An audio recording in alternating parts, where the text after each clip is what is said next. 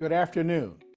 I am Gregory Washington, the president of George Mason University, and it is my pleasure to welcome you to Russia's war on Ukraine in a historical perspective. Our Russian and Eurasian Studies program developed this 12-part series as part of a course Mason faculty are teaching on Russia's invasion of Ukraine. The goal of this series is to present the work of 12 scholars and writers from around the world. Their insights help us to understand the historical relationship between Russia and Ukraine, the invasion itself, and the remarkable resistance of the Ukrainian people. Through the perspective of these historians, we are better able to comprehend the war in Ukraine in a broader context. This series is an illustration of how humanities research in a public research university can create knowledge, spur discussion, and expand understanding of complex global issues.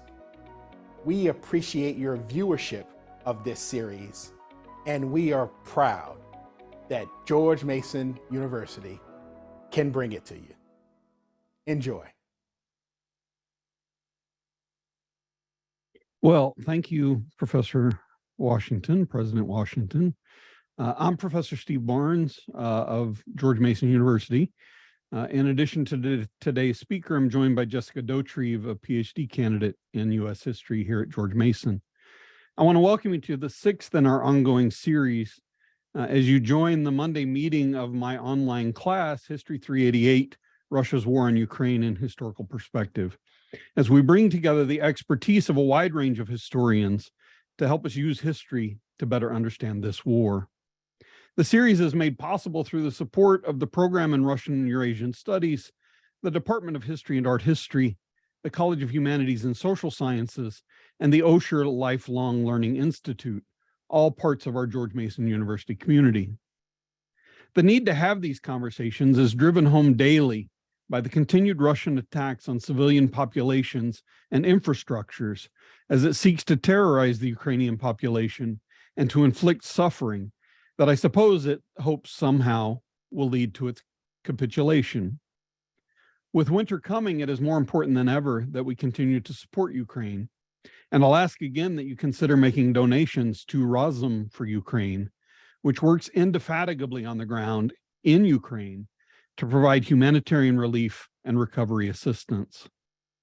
To further the discussion and to attempt to discuss the myriad questions we can never get to in these discussions, please join me and Professor Cynthia Hooper of the College of the Holy Cross on Fridays at 3 p.m. Eastern Time for Russia's War on Ukraine and its Consequences for the World, a weekly Q&A.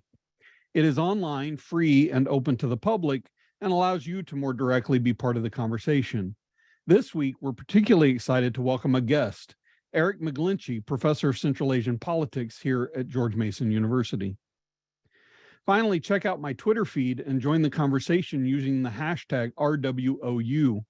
I try to share there the readings and films assigned in my class, and you're welcome to share your reactions to our weekly speakers and the things that inspire you as you think about this war. One of the things we try to do as historians, even though we're often as a field pigeonholed, or perhaps we pigeonhole ourselves into particular geographic specialties, is that we try to pay attention to what people are doing in other geographic fields working on similar thematic topics. That's what I want to do today a little bit. Many have asked questions in my class and in public sessions over the course of these weeks about the military side of the war. Well, I've tried to keep as up on these questions as I can by reading the writings of Phillips O'Brien, Michael Kaufman, Elliot Cohen, Lawrence Friedman, and many others. I always give a proviso when answering these questions that I'm not a military historian, and I will never pretend to be anything approaching an expert on these matters. With that limitation in my own expertise, I knew from the moment that I decided to launch this series that I would be inviting today's speaker to join me. For regional expertise may be critical to understanding the war, but so too is subject matter expertise. Christopher Hamner is my colleague in the Department of History and Art History here at George Mason University, and he specializes in the social dimensions of war and warfare. He's the author of Enduring Battle, American Soldiers in Three Wars, 1776 to 1945, which explores changing experiences of ground combat and the evolving motivations of American soldiers as the battlefield became more technologically sophisticated and more lethal. He's continued to follow that up with research tracing warfare's continuing changes for American soldiers from Vietnam to Iraq and Afghanistan, while also working on a book on the Civil War in Virginia. He is also, let me proudly add, a recipient of Mason's University Award for Teaching Excellence. Please submit your questions at any time using the Q&A feature on Zoom, and I'll ask as many as I'm able after Professor Hamner finishes his thoughts. And with that, Christopher, I'll turn it over to you. Thank you so much, Steve, and thank you for both the introduction and the invitation to participate in the series, which I think is incredibly valuable and incredibly timely. I'm personally grateful for the chance to sit down and kind of collect some of the things that I've been thinking about for the past 8 months or so as the Russian invasion of Ukraine has played out. As Steve suggested, I've been a scholar of war and society for nearly a quarter of a century now. Most of that time has been spent thinking about these things in a historical and academic context. And like many military historians, I did not expect to see another conventional ground war breaking out in Europe. And so in February, I, like everyone else in the field and everyone in the world, was struck by the very unwelcome sight of the first ground war in Europe since 1945. This fall, I'm teaching an undergraduate class in the Second World War. It has been very interesting following the progress of my class as we watch a different set of contemporary events unfold in real time. And one of the things that I think following the news in Ukraine has given a lot of my students is a deeper appreciation for how complicated the study of wars and warfare can be. The Russian attack that started in February violated, international law. It was nearly unanimously condemned as an illegal act of aggression. And yet, as the political scientist John Mearsheimer has pointed out, wars occur because nations can't call 911. There is no higher power to appeal to when international law has been violated. And so the people of Ukraine are left to attempt to fend off the attack by force of arms. The morning that the invasion jumped off, and if you can think back to January and February, there was a brewing sense that Russian troops were massing on the borders, that something seemed like it might happen and then was likely to happen, but no one knew exactly when an attack might take place or how it would unfold. The morning that the attack jumped off, I happened to be in an interview with some of the faculty from the National Defense University here in Washington, D.C. And one of the members of the faculty asked me how long I thought Ukraine could hold out. He said he was doing a poll of historians and political scientists and military officers. And the morning that the invasion began, I said, I give them 72 hours, 96 hours, if they're lucky. And he laughed and he said, oh, that long. And I said, well, I'm an optimist and I root for the underdog. And he told me that the average estimate among the people that he'd talked to, which was, about 100, was 48 hours. And this is a group of people who spend their professional lives thinking about war and how wars are likely to be waged and play out. And the overwhelming consensus was that Ukraine might fight heroically, but they were just overmatched. And I think that was based on the size of the Russian military, which at the time had about 1 million active duty troops and 2 million reservists, $61 billion annual budget. Ukraine's defense force is about 200,000 on active duty, about 900,000 reservists. It seemed like a terrible, almost heartbreaking mismatch. And then people living in and thinking about international politics and international relations also pointed to the leadership on the two sides. So on the Russian side, Vladimir Putin, a former KGB officer, a career politician who had been in his current position for more than a decade and had been involved at very high levels in Russian affairs of state for 3 times that, facing the very green and untested Ukrainian president, Volodymyr Zelensky, who is not a career politician, but came to prominence as an entertainer and the star of a Ukrainian comedy called Servant of the People, in which a high school history teacher has a viral rant about corruption in politics. And Zelensky rode the popularity of that show and general dissatisfaction with the state of Ukrainian politics to the presidency. To the extent that Americans knew who he was, I think most were familiar with Zelensky as the person on the other end of the phone call that then President Donald Trump placed in July of 2019, attempting to extort Zelensky's administration for military aid in exchange for opening a political investigation into Joe Biden. It seemed to me and to most of the people I've spoken to who think about military operations that Zelensky was heartbreakingly in over his head and just kind of out of his depth. The launch of the invasion began, and I immediately, and I think most of the people that I spoke to were thinking about days at best. And that is not what happened. I imagined that it would be 72 hours, maybe 96 hours at the outset.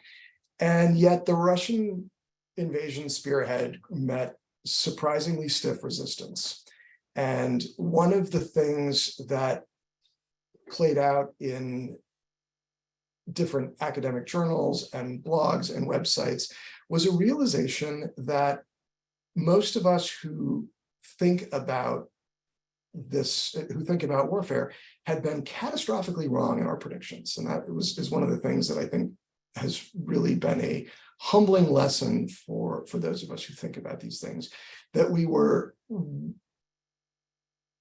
incredibly wrong in our predictions of how the war would play out, and particularly how stiff and effective Ukrainian resistance could be. And so the thrust of the talk that I want to present this afternoon is trying to kind of explain why those of us who made these kinds of predictions were so far off base. This is just a smattering of headlines from the excellent online blog War on the Rocks that took stock of what happened in the opening days, weeks, and months of the Russian invasion and attempted to explain how we had gotten things wrong.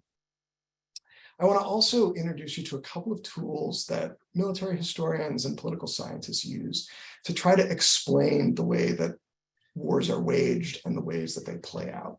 And one distinction that I find really useful in talking about warfare with students is the distinction between policy and strategy. For, I think, the general public, these are often terms that are used interchangeably. For scholars who think about military history specifically, they are very particular terms of art. Policy refers to the end goal, the conditions of victory, or the world that we are trying to achieve. And strategy refers to the coordinated use of national resources to try to achieve that policy.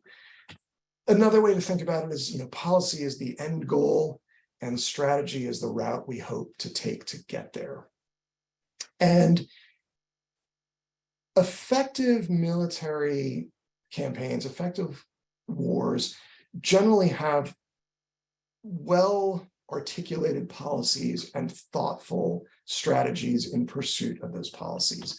And so I want to take a second to just kind of compare what we see going on both sides. And let's start with Ukraine. I think Ukrainian policy their end state for this military conflict is fairly straightforward. It's the maintenance of the duly elected Ukrainian government and the maintenance of their territorial integrity within the current borders. The strategy that Ukraine has been pursuing is fairly sophisticated, and we might talk about it a little bit more during the Q&A session towards the end. But one thing that seems clear is that the Ukrainian defense forces are attempting to wear out the Russian will to keep waging this war. On the Russian side, the policy is frustratingly difficult to pin down. Vladimir Putin, as an autocrat, does not have to respond to a public in the same way that democratically elected leaders have to. His administration and he personally have given multiple different policy explanations for the kind of conditions of victory that they are looking for. And it's frustrating that they are multiple and some of them are mutually exclusive. In some cases, Putin has argued that the invasion is simply an effort to reunite the Russian-speaking areas in like the Donbas region to bring those peoples back under the Russian umbrella. In other instances, there has been a suggestion that Putin is attempting to undo the dissolution that came with the fall of the USSR in the late 80s and early 90s. There have been suggestions that Putin is attempting to go back even further into Russian history to a Tsarist vision. It is not clear exactly what the Russians intend to achieve here. And their conditions of victory are frustratingly elusive. So the policy itself is somewhat ambiguous. The strategy, at least in the initial invasion, seems to be very straightforward. That is a swift decapitation of the Ukrainian government with overwhelming Russian military force. And then once Zelensky's regime had been decapitated, to simply dictate demands. And I think just about everybody who is looking at the two sides, imagine that the Russians were very likely to achieve those goals because of this strong mismatch in the two military forces. That is not what happened. And as we watch the first hours and days of the invasion unfold, and you can see from the New York Times headline here, the Russians appear to have catastrophically miscalculated Ukraine's resolve to fight the invasion. Military historians, political scientists, scholars miscalculated. It appears Vladimir Putin miscalculated. I want to spend the next 20 or 25 minutes trying to explain how we might have gotten everything so wrong and what we didn't look at. And one of the tools that I will offer to help explain that is the suite of the suite of implements of national power that political scientists frequently refer to as the DIME. And that acronym refers to diplomatic power, informational power, military power, and economic power. A lot of armchair historians and military history buffs want to go straight to the military impact and imagine that military tactics, military organizations, military willpower, military equipment, that those are going to be the things that dictate how a given conflict turns out, whether that conflict is the First World War or Second World War, or the contemporary invasion of Ukraine. And I'm sitting here as a military historian suggesting that the military is not necessarily the most important tool in the suite, and certainly not necessarily the one that determines outcomes. And I think one of the fascinating things about the invasion of Ukraine by Russia over the last 8 months is it has revealed the ways in which these other instruments of national power work in concert to shape the outcome of the fighting. So let's start with the diplomatic piece. And here I think we've seen Zelensky using the tools at his disposal be extraordinarily effective in pleading the case of his nation. And it is certainly, it is a deeply sympathetic case, and also the legally defensible one that Ukraine is merely trying to fend off an illegal invasion by its neighbor. And the diplomatic efforts have paid great rewards to Ukraine and have provided them with things that they could not furnish on their own. The United States last month agreeing to send an additional $600 million in military supplies to Ukraine. The West has mobilized very quickly to send military supplies and equipment, munitions to Ukraine. And also in the sort of diplomatic corner, Ukraine has submitted a fast-track application to join NATO. And neither of these things are directly affecting the battlefield, but they are really important pieces of waging the conflict as a whole. The outcome of particular battles and particular operations, I think, are dwarfed by the importance of Zelensky's effectiveness in talking to other world leaders and mobilizing the support of other heads of state to provide things that the Ukrainians cannot provide on their own. We've also seen the effectiveness of the economic piece of national power. And it's been stunning to me, and I think to a lot of people, how effective that's been. The mobilization of the United States and Western allies to place economic sanctions on Russia and to isolate it economically, to try to throttle its access to global credit markets and its ability to import and export goods. That has come at some cost to American and European countries, and we might talk about how those costs may accumulate as we get closer to the winter and Russian energy supplies begin to pinch more and more in Western Europe.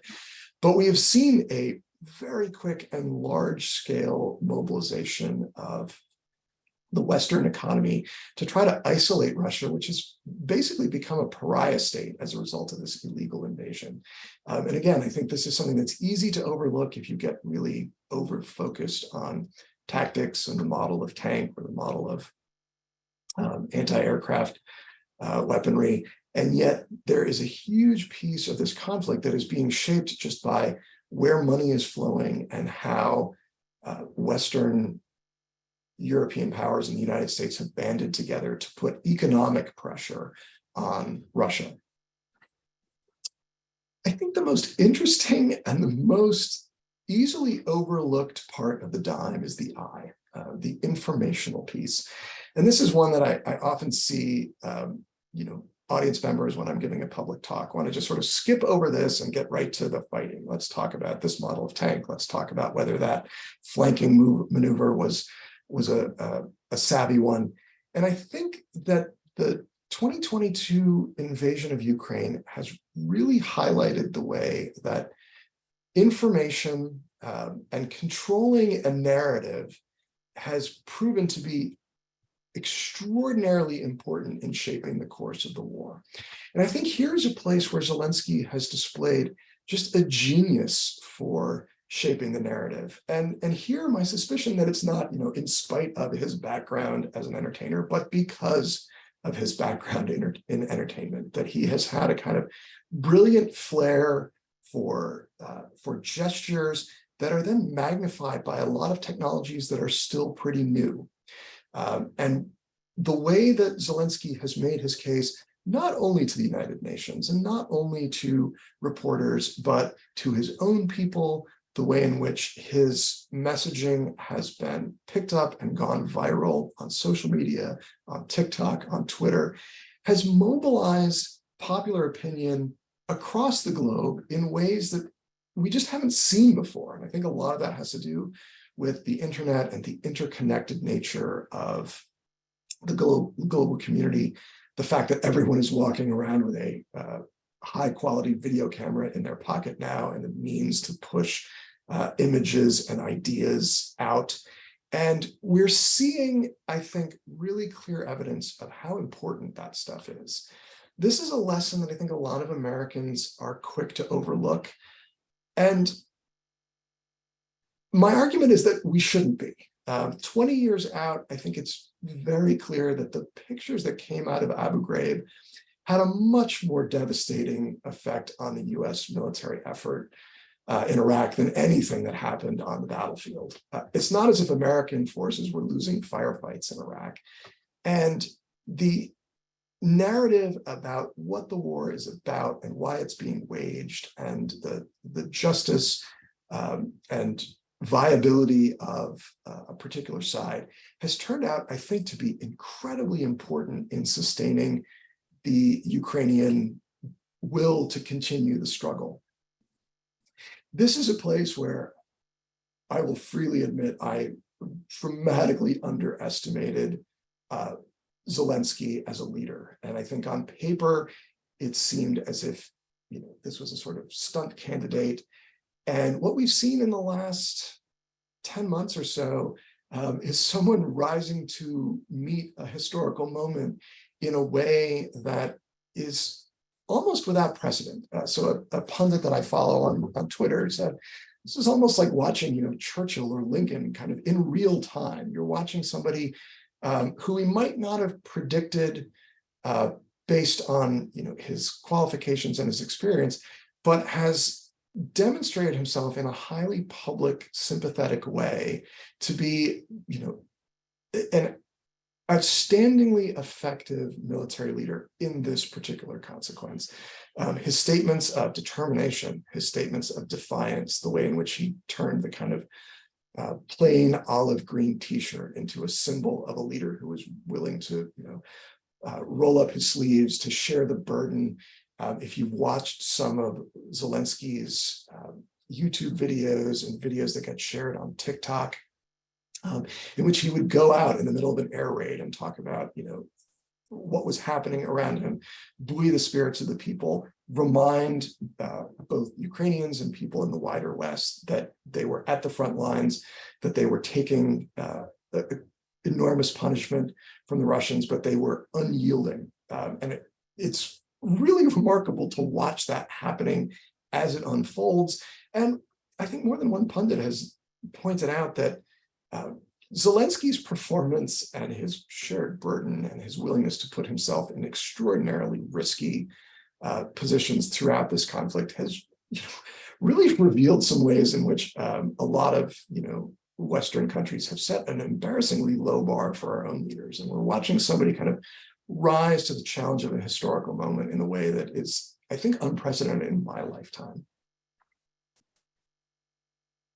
We're also seeing Ukraine brilliantly use these new kinds of technologies from the social media, Twitter, TikTok, cell phone footage, the ability to make things go viral, to put out memes and tropes and ideas about what's happening that catch and spread really quickly, and I think are incredibly powerful. So if you can remember back to just the first few days of the Russian invasion, one of the viral memes that showed up in my feed was the so-called Ghost of Kyiv, who was supposed to be this kind of mysterious Ukrainian fighter pilot who had scored 5 or 6 air-to-air kills, which would have made him the first air ace, I think, in about a half a century.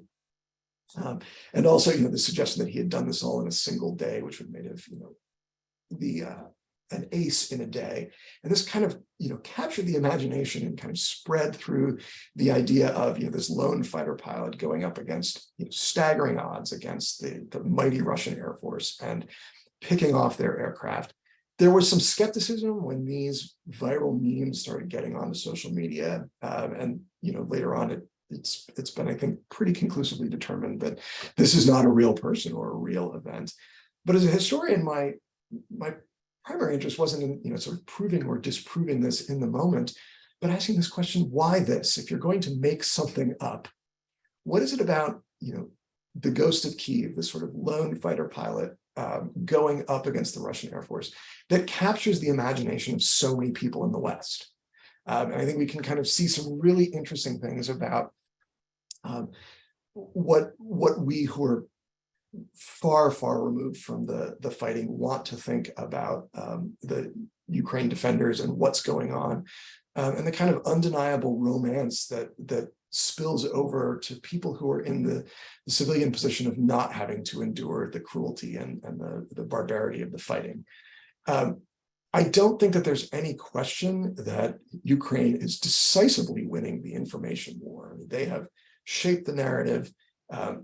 They are aided, I think, in the sense that they are fighting on the right side, and that their legal case to fend off this invasion is, largely undisputed. But they have captured the popular imagination in ways that are really easy to detect.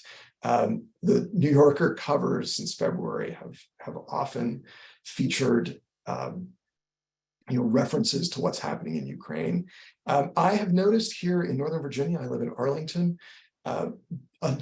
just dozens and dozens of Ukraine flags, bumper stickers. I was at the gym at 7 a.m. on Saturday morning, and there was a large SUV with a Ukrainian flag. I run in my neighborhood in Arlington. The photograph in the upper left is one of the overpasses over Interstate 66, where someone has hung an American flag side by side with a Ukrainian flag. There are a number of just regular residential homes that are flying Ukraine flags, and I cannot imagine that they are all, connected by, familial or historic roots to Ukraine. I think that the vision of an underdog fighting a just war against an illegal invasion is one that Americans really want to embrace. One of the houses on my running path was flying a Ukraine flag for the past few months. For the first 2 months, I think, was flying it upside down with the yellow half at the top and the blue half at the bottom. And I found that really interesting, not because the flag was being erroneously flown, but because here is someone who doesn't know enough about Ukraine to know which side of the flag goes up, but knows enough that they want to go out and get a flag, and they want to display it publicly as a statement of solidarity. And I thought that was really fascinating. So not somebody who apparently has a deep understanding of Ukraine, but understands on a surface level something is wrong, and that the underdog is fighting and so far staving off victory, and in some senses appears to be winning. We've also seen, I think just a brilliant use of social media like Twitter to hammer home the success of the Ukrainian defense and the way in which it depends on the support of people in the West. And this is something that, I think is a 21st century phenomenon. So we don't have a good precedent for how this is likely to affect the outcome of the war. But I think that the consensus is that the Ukrainians have been doing this masterfully, brilliantly managing the informational tools at their disposal, and have really shaped the narrative in ways that are really easy to spot. All right, let's take a few minutes to talk about the military piece, which I think is consequential, but is not the sole or even the most important determinant of how this broader conflict is playing out. One thing that does seem pretty clear at this point is that Putin and the Russians expected a very swift victory in this conflict. So, 48 to 72 hours, a successful decapitation of the Zelensky administration. And what became clear by the beginning of March is that initial strategy of simply cut the head off the administration and then dictate terms to whatever remains had failed. And we already see pictures coming out as early as March of Russian armored columns struggling to make inroads, Russian equipment abandoned in roadsides, that the Russian dependence on a swift and decisive defeat of the Ukrainian defense forces just doesn't happen. And that was one of the things that gave me pause. How could we in the military history and international security arenas have been so wrong. What did we miss? And I think that we've seen two clear things. One is that the Russian military planning just was nowhere near as good as we thought it was. We have imagined the Russian military to be well-trained, well-administered, and to be very sophisticated in their military planning. And what we have seen in the months since the invasion is that they are not nearly as good as most outside observers imagined that they were. Their planning has been poor, and I think the parallel point is that Russian operational effectiveness was just not as good as we thought it was. The Russian military has been widely studied by people who are highly incentivized to make good use of the information available. And it turns out that the Russian military simply wasn't as good as we imagined. And there's all sorts of ways that we saw that in footage and photographs and reports that came out of Ukraine, since the beginning of the invasion. And so one of the things that was really apparent in the spring was a lot of Russian trucks abandoned in mud, columns of motorized vehicles that had either gotten stopped up in traffic jams that extended miles back, or equipment that had gotten stuck at roadside. One of the things that's been interesting in this conflict that I think is new is the addition of social media and an internet connected world, in that a lot of the information that comes out of the theater has been crowdsourced in ways that are just without precedent. So I have learned as much as anybody from photographs that have gone out and then been picked up by experts who are just knowledgeable about one piece or another piece of military tradecraft, who have enlightened us about what is happening. So like a lot of people, when I saw the photograph initially, I thought, well, here's some Russian trucks that have driven off and gotten mired in mud that was a lot deeper and a lot stickier than they imagined. A somewhat random American veteran picked up on this photograph and on Twitter gave a long unspooled thread about what was actually happening. And his argument, which I think is really compelling, is that it is not that the Russians got mired in mud, but that their vehicles are suffering blowouts at a catastrophic rate because of poor maintenance. I study this stuff for a living, but I don't think about a lot of it. And so here's someone who used to have this job in the US military, who points out that one of the things you have to do in order to keep a fleet of military vehicles combat ready is to move them around in the parking lot on a regular basis. Because if you have a large fleet of trucks and you leave them parked in one place, the sun shines on the same spot and the pressure in the tires creates these soft or brittle spots. And that can fail catastrophically in the form of blowouts. This is the deeply unglamorous work of maintaining a combat-ready military.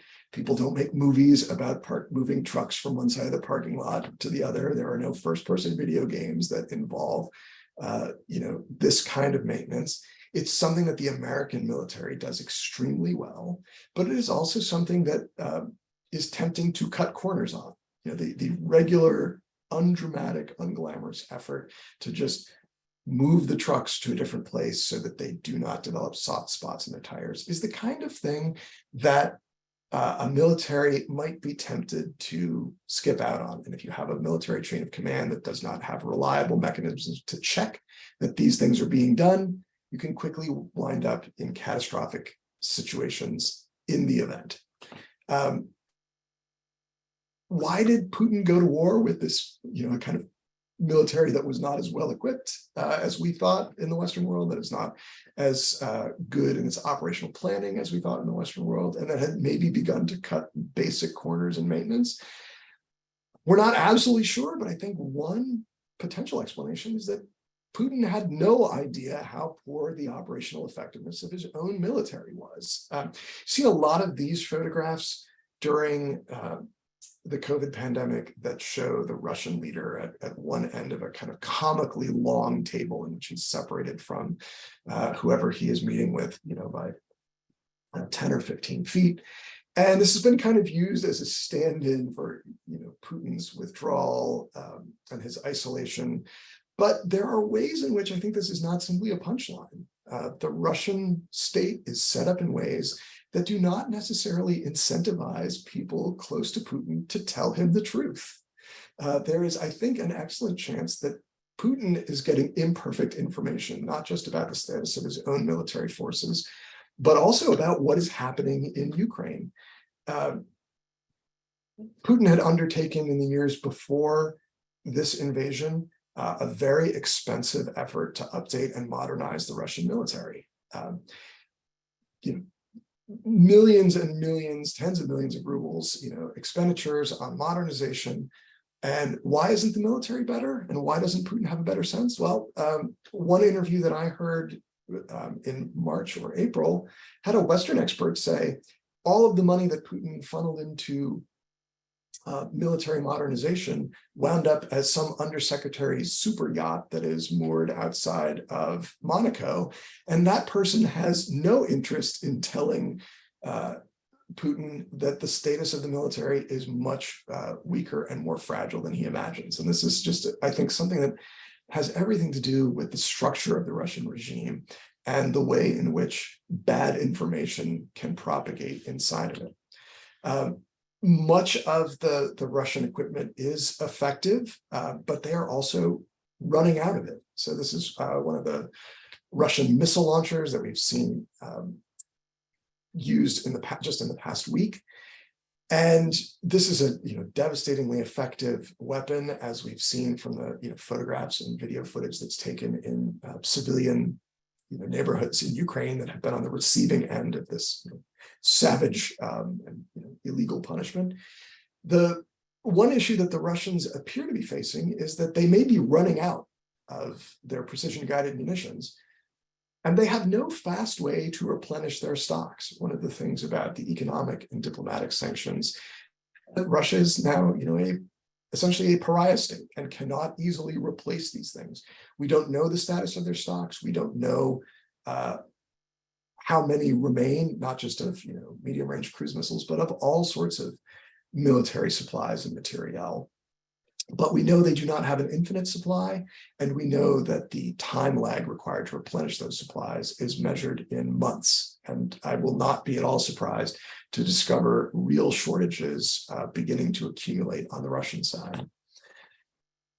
The difficulty in sustaining this kind of invasion, I think, is the last thing that's worth mentioning. It's really easy to forget when you're studying, red and blue arrows on a map. One of the things to keep in mind is that armies are just gigantic masses of consumers. Armies, particularly armies on the offensive, they produce nothing. So they are dependent on outside supplies for everything, and they have a voracious appetite, particularly when they're on the attack, for everything. They need calories, they need fresh water, they need ammunition, they need medical supplies, they need fuel, they need spare parts. All of those things have to be imported. All of those things have to be pushed out to the front line fighting. There's an old observation that's frequently attributed to the American World War II General Omar Bradley that amateurs talk about tactics, professionals talk about logistics, and the need to supply the Russian invading forces is one more way in which we see Russian operational effectiveness starting to break down. And that's one of the reasons that the destruction of this one bridge in the last week and a half has put another massive, has created another massive problem for the Russian armies, because they are so dependent on these long supply lines. And the armies cannot sustain themselves. So being the forces that are now cut off in the Crimea, this is yet another mounting problem for the Russians to contend with. The last thing I want to talk about is the other thing that the Russians appear to be running out of, and that is soldiers. The Ukrainian defense forces have been able to maintain combat effectiveness. And I think one of the reasons is that they are drawing from a highly motivated pool of soldiers. The Zelensky administration's policy is really clear. It's widely understood. It is the preservation and maintenance of their nation. And that has a easy to grasp appeal and meaning and urgency to huge swaths of Ukrainians who have been turning out for quick military training, who have been enlisted into the either into combat forces or combat support forces. And that's not what we're seeing on the Russian side. The Russian army has a lot of conscripts. We have seen a lot of Russians, I think young Russian soldiers who don't understand what they are doing in the invasion force, who have been misled by their leadership about how quick the war is likely to be. Here too, I think the Ukrainians have just played their hand brilliantly. And in the early months of the conflict, you could see, rather than kind of humiliate these soldiers or inflict their own atrocities on them, Ukrainian captors would often pull out a cell phone and capture a video of some baby-faced Russian soldier kind of pleading as a prisoner, I want to go home to see my mom. I don't understand why we're here. I don't understand what we're doing here. And what we're seeing, I think, is a lot of Russian troops who are not deeply committed to the policy and don't understand exactly what Russian national interests are at stake. And I think the sort of record of Russians discarding their equipment and just walking away from the battlefield is real evidence of how important this disparity in motivation is. This is another place where I think that the Ukrainians have played the information piece brilliantly. We've seen just in the last month that as Russia runs low on troops, that Putin has had to activate the reserves and impose a draft. That has had, visible consequences and signals I think the unwillingness of a lot of Russians to put their own lives at stake. So I have just grabbed a couple of October headlines about the way in which Putin's call to mobilize reservists and to impose a draft is met by a lot of fleeing Russians and people desperate to get out of Russia so that they're not subject to the draft. And there was a really interesting set of Google metrics that came out, I think, the day after Vladimir Putin announced the draft, in which you could see that the searches that were being run by Russians were, ways to get out of Russia, ways to avoid the draft. There does not appear to be a large appetite to participate in this ongoing grinding war. And I think that's also reflective of the failure to make a clear case for the Russian policy and a clear strategy for achieving it. What we've seen in the last 6 weeks is, I think, an increasingly desperate Putin trying a bunch of different, more or less incoherent strategies and trying to inflict punishment on Ukrainians in an increasingly desperate attempt to, bring the war to some sort of conclusion that he can declare a win, although in the absence of a firm policy of, conditions of victory. It's not even obvious what that might be. The most recent is, in the last 10 days, we've seen a barrage of cruise missiles on civilian areas in Ukraine. This is a violation of international law. Obviously, it's been met with widespread outrage outside of Russia. As a military historian, the other observation that I would offer is that we know from historical examples that this rarely works. The number of occasions in which punishing civilians and just attempting to inflict a lot of pain on them very rarely results in the attacker getting what they want. It's not clear to me, and I think to a lot of people who are trying to understand Putin's thought process and how he is imagining the next part of the war will play out, exactly what he's trying to achieve here. I'm not sure he is trying to bludgeon Ukraine into submission. That has a historically very weak record of success. He may be attempting to shore up the support in his own regime among his hardliners who want to see him take ever more extreme measures in waging the war. It is possible that Putin intends the use of cruise missiles as a sort of signal about other veiled threats he's made about the potential use of nuclear weapons. That is, a leader who is willing to hurl cruise missiles against civilian areas and in flagrant violation of both international law and the norms of war, might want the Western world to take more seriously the veiled suggestion that he might use nuclear weapons. Everybody has been asking me what's going to happen next, and I would refer you to the beginning of the conversation, just to remind you that I have been wrong in every prediction that I've made since the conflict started. In its own way, that's almost as impressive as being right all the time. I have made a number of predictions that have just underlined to me how bad historians who get paid to look backwards are trying to predict the future.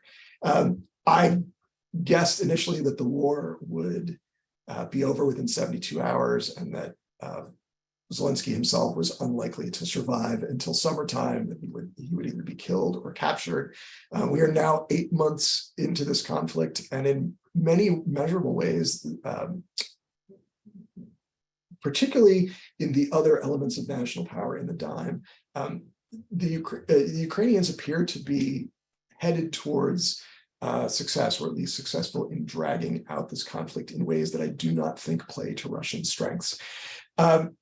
If you'd asked me in April what was likely to happen, my guess would have been that the Russians will achieve a sort of short-term military victory and replace the Zelensky regime with some sort of puppet regime friendly to Moscow, and that the Ukrainian resistance would then mount a kind of long and pretty horrible years-long insurgency.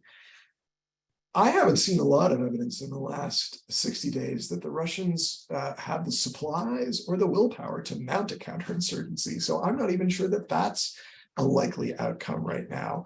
I think what we can say is that this is, unless something dramatic changes, this is likely to be a grinding war. A lot of the people that I read and trust have suggested that it could go on another year. And one of the things that will be put to the test is whether the United States and other Western powers can muster the political will to maintain these commitments that they've made to Ukraine, whether they are willing to continue to enforce the economic sanctions, even as those begin to hurt in wintertime, whether there is a will to continue the sort of diplomatic isolation of Russia, and whether the United States and other Western powers will continue to furnish the supplies, the military materials that Ukraine cannot supply for itself. So that's just kind of some of the thoughts that I've had watching this unfold in the last 8 months. And let me stop the slideshow there. And I think we've got some time for Q&A at this point. Christopher, thanks. That was really terrific. As often, I feel like as I get asked questions about trying to predict the future, I can only imagine being a military historian, you get those questions 10 times as often. So as I ask my questions, in part, what I would really love for you to do is to think about how your study of history helps you think about this moment. Sure. And I was wondering, actually, let me just start really generally first. One of the ways that we use history in trying to understand the present often is through the use of historical analogy. And I was wondering if there are any sort of moments in military history, analogies from military history that you have found particularly useful in trying to think about this. One thing that's come up in my classes this fall, so as I usually set aside 5 minutes at the beginning of a session to just talk about what's happening. And one of the things that seems to be useful is the way in which, in this case, the Russians, imagine that this invasion is going to be a cakewalk, that the large and powerful Russian military is going up against an overmatched Ukrainian defense that is just kind of in over its head, and that they are likely to cruise to a very swift and decisive victory. And we see that like over and over again. This is one of the places where history may not repeat itself, but it rhymes. And going backwards, my students have offered a lot of different loose parallels. The analogies are not perfect, but in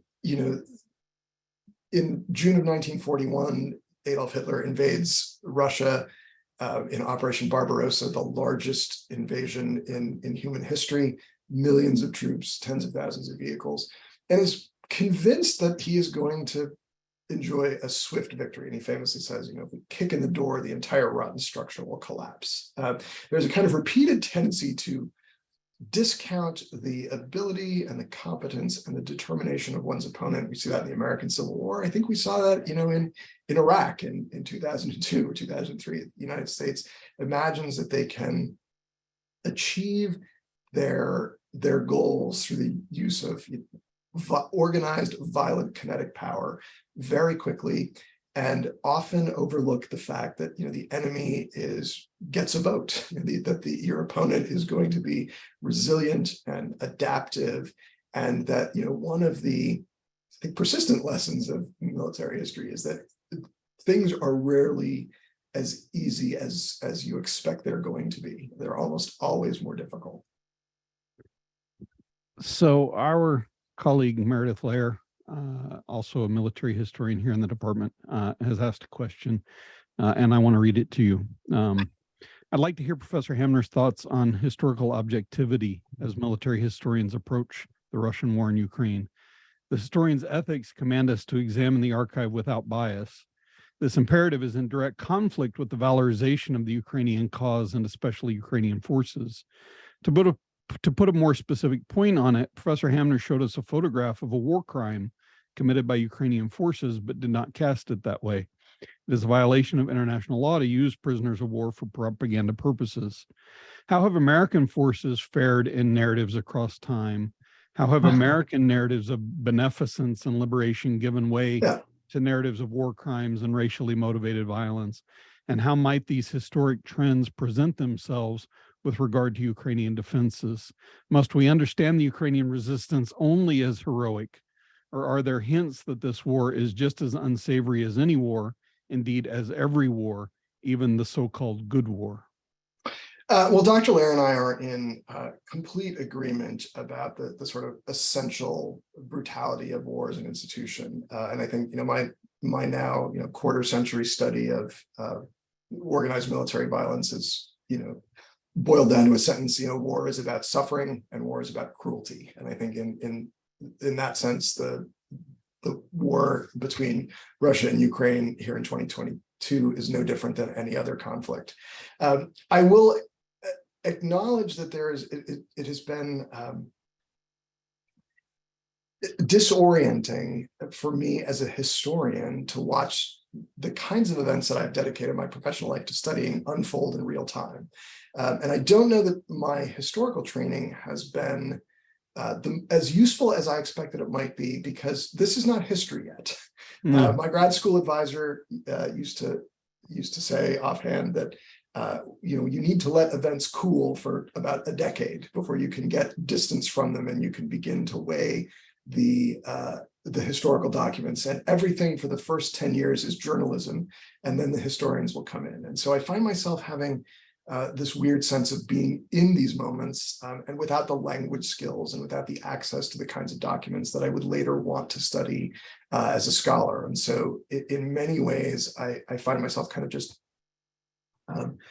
part of the swift moving river of events that's unfolding, albeit with a keen awareness that I think is born of my historical training, that we are not getting the whole story. Dr. Lair has pointed out a great example of the Ukrainian use of Russian POWs to make these kind of propaganda videos.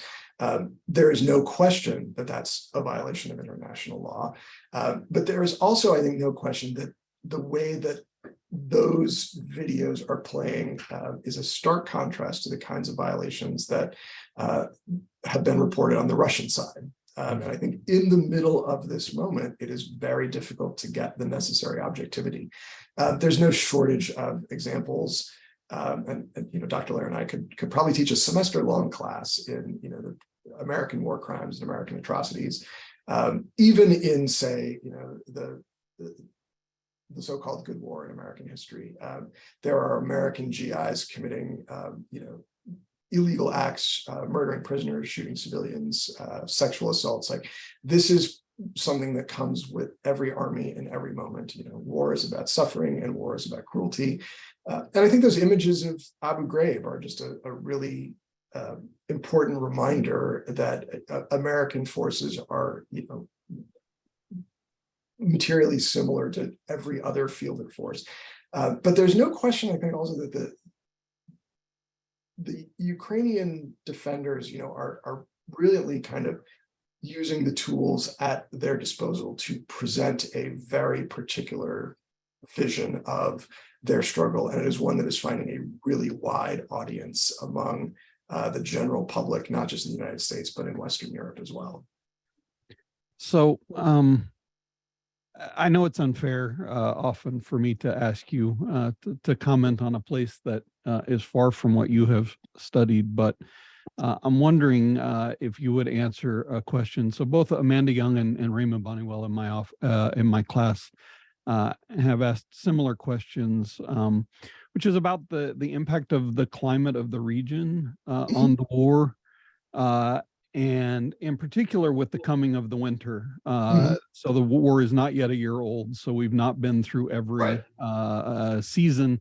So, just in terms of relative experiences, familiarity with the cold, with the mud, with the terrain, like all of these kinds of things. I was just wondering, even if it's in your study of other wars and other places, if you could comment a little bit on sort of the role of climate, the change of seasons, things of this sort in warfare.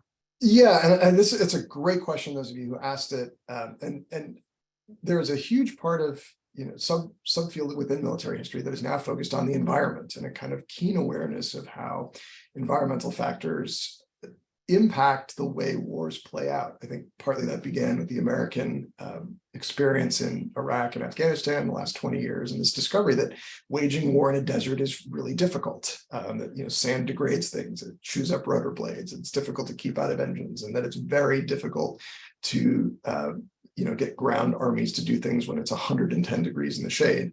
I don't know enough about either, no one knows exactly how this winter is going to play out.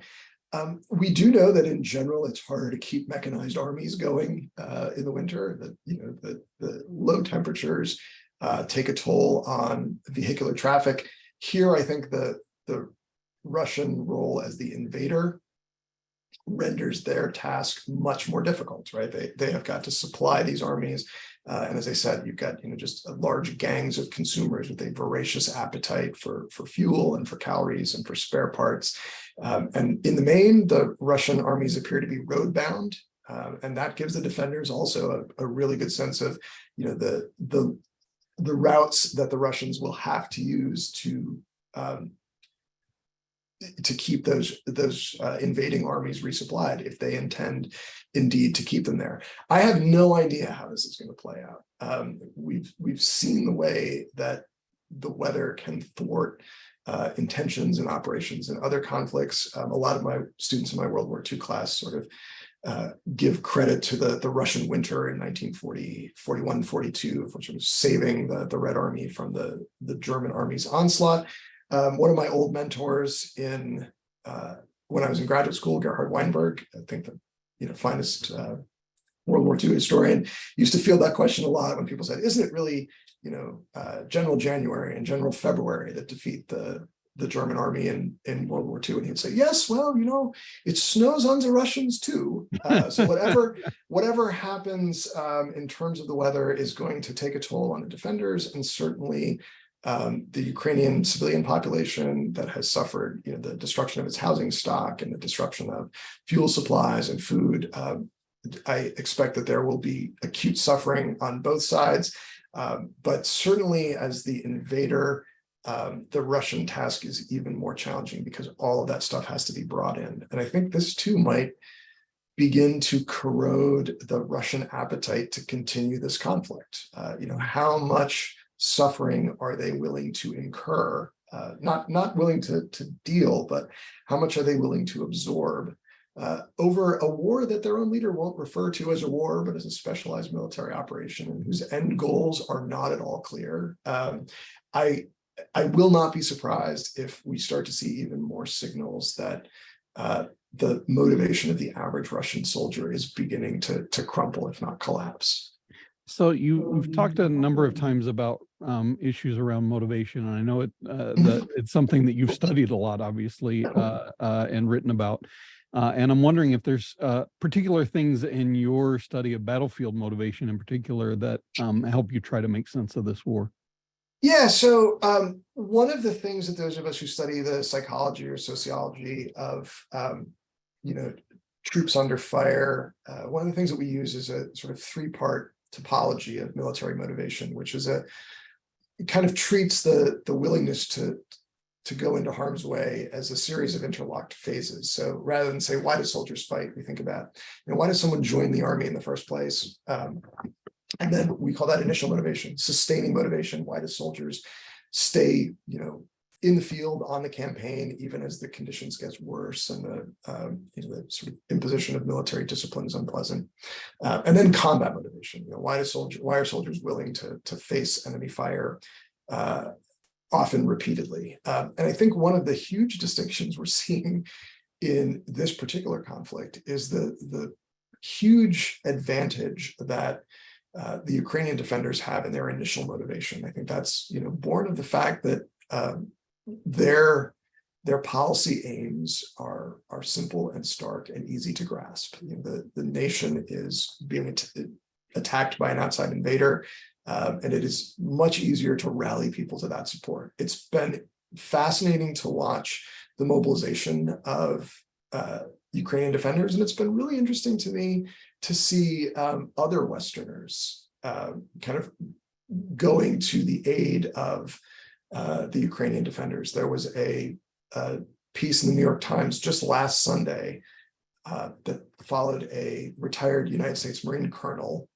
who had voluntarily gone to Ukraine to help train the defense forces and give them basic combat skills.